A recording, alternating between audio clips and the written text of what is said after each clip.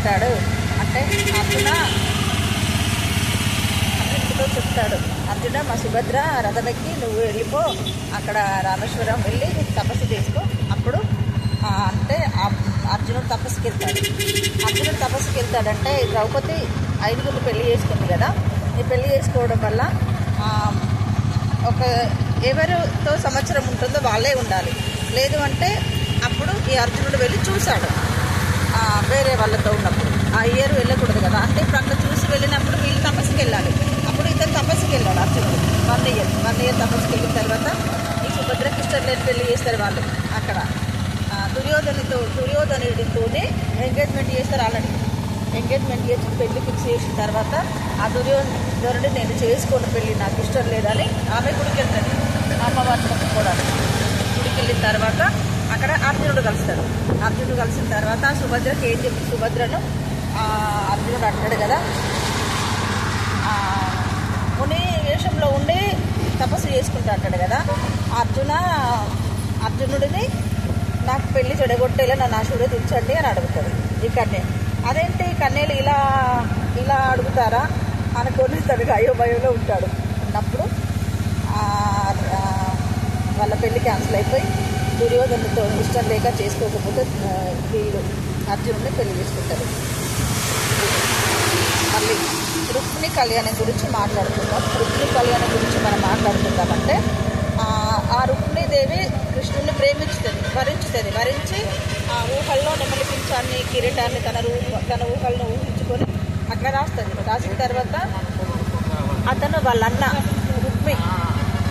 అన్నయ్య ఈమెను శిశుపాలునికి రాజ్యం ఉంది తనకిస్తా అని వీళ్ళు అనుకుంటారు ఇంట్లో. నేను కృష్ణుడికి కృష్ణుడికి రాజ్యం లేదు, కృష్ణుడు గొల్లవాడు, కృష్ణుడు ఆవులను రాసుకుంటాడు అని వీళ్ళు పదే కృష్ణుడిని కించపరుస్తూ ఉంటారు.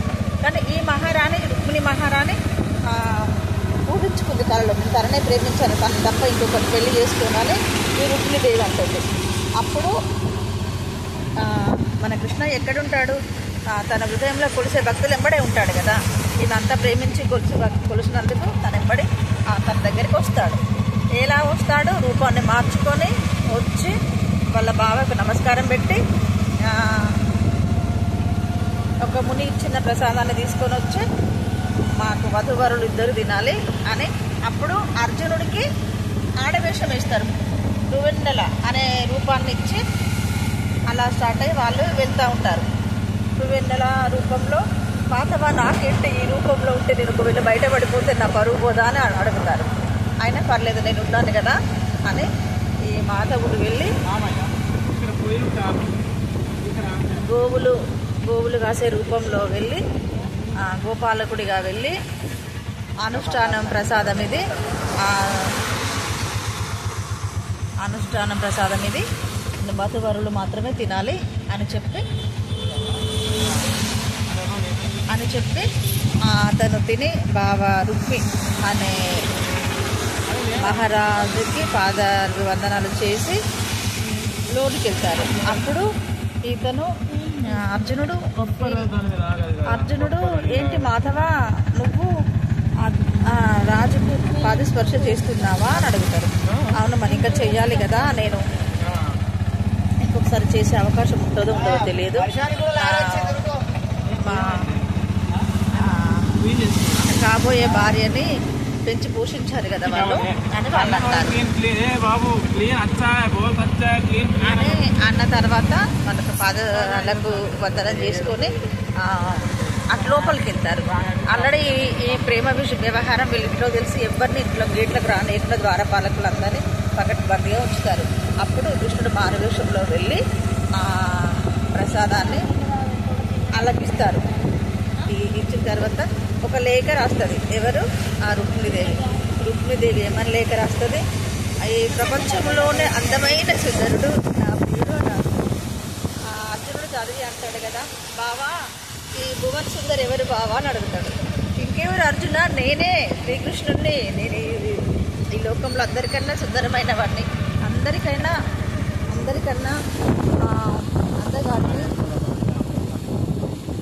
అందగాడిని నేనే అని చెప్తాడు. చెప్పిన తర్వాత ఇక వాళ్ళు ఏం చేస్తారు, ఈ అమ్మాయిని లేపుకొని వెళ్ళిపోతారు.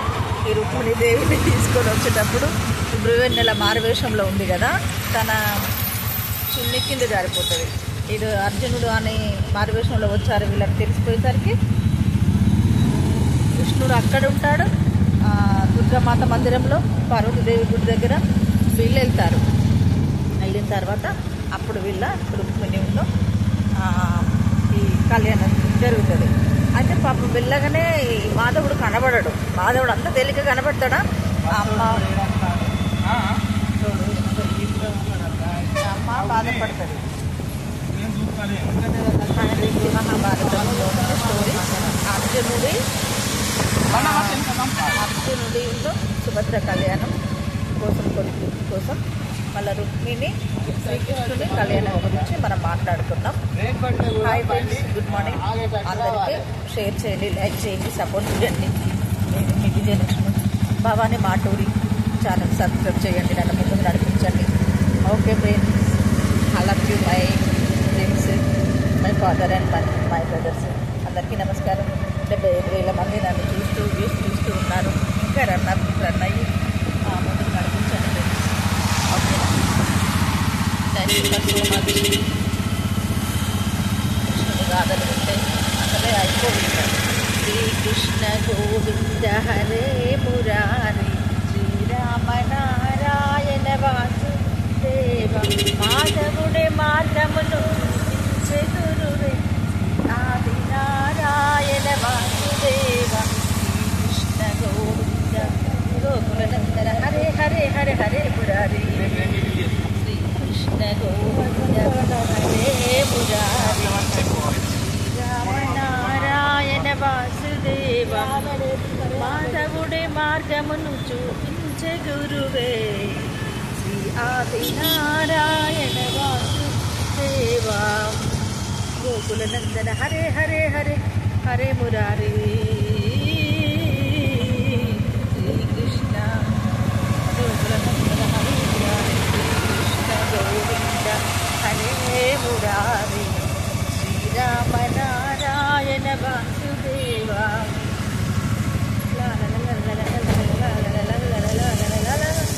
హరే హరే హరే హరే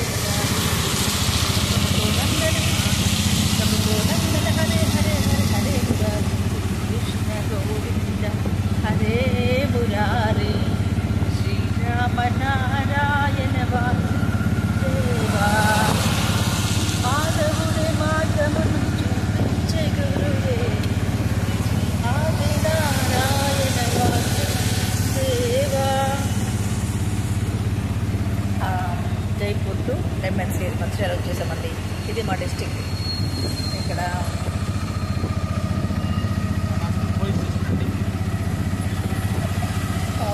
ఇక్కడ ఉన్నాము Lakshmi police station, Mahalakshmi automobile services. ఇక్కడ కలెక్టర్ మీరు పడతారు నా బాధ కలెక్టర్ ఆఫీస్ అది.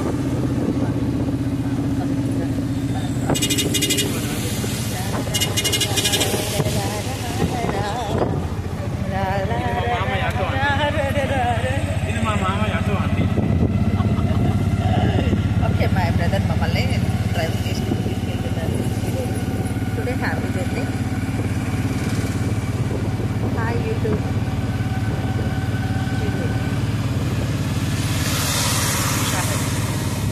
ఇది డిస్టిక్ అండి. ఇది ఎంత పాపులారిటీ అయ్యిందంటే మా డిస్టిక్ మేము దగ్గర ఉంటున్నా కూడా చాలా హ్యాపీగా ఉంది. టేకుమట్ల అనే ఊరు చిన్నగా ఉంటుంది, చాలా చిన్నగా ఉంటుంది. చిన్నగా ఉండేది అప్పుడు. ఆ ఊరు డెవలప్ అయితే డిస్టిక్ డెవలప్ అయింది.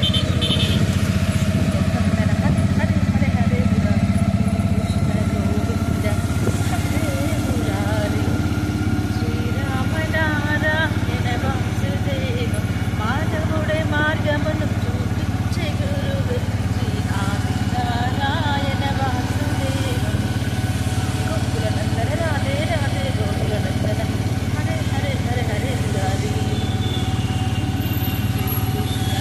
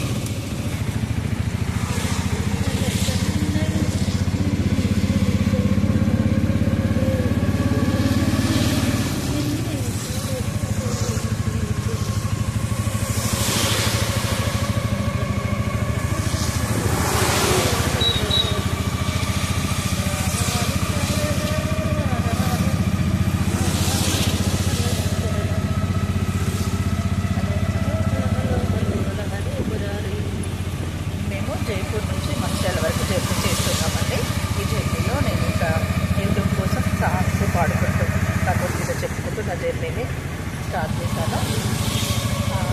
ఇందులో రన్ అయ్యేదంతా ఓకే.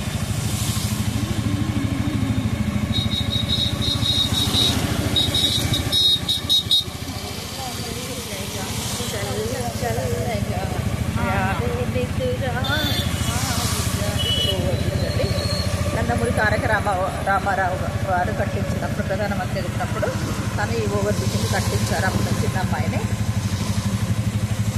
మా నాన్న హయాంలో. అబ్బా మీరు కనబడతారు, ఇటు పెట్టి మీరు ఇదే ఉండాలి. Over bridge thank you. మార్కెట్లకు పోయి మార్కెట్ చూస్తామని ఏడు బజార్ మీతో జాస్తి అంటే వస్తా